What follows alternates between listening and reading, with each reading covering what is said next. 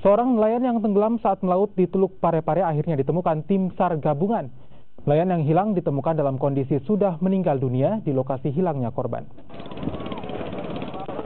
Dengan menggunakan perahu penderek kapal untuk mengeruk lumpur di Teluk Pare-Pare, Sulawesi Selatan, jenazah Usman, seorang nelayan yang tenggelam saat melaut beberapa waktu lalu, ditemukan tim SAR gabungan. Jenazah korban lalu dievakuasi Polairut Polda Sulawesi Selatan ke posko pelabuhan Capa Ujung, Kota Pare-Pare, yang selanjutnya akan dilakukan autopsi di Rumah Sakit Umum Daerah Kota Pare-Pare.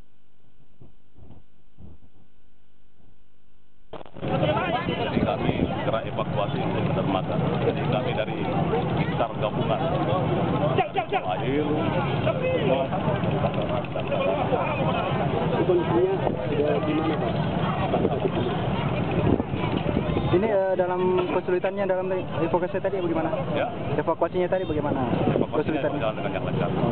Pak, kalau posisi jasad korban saat ditemukan gimana, Pak? Kurang. Lokasinya di mana, Pak? Di depan dermaga Pertamina. Kira-kira di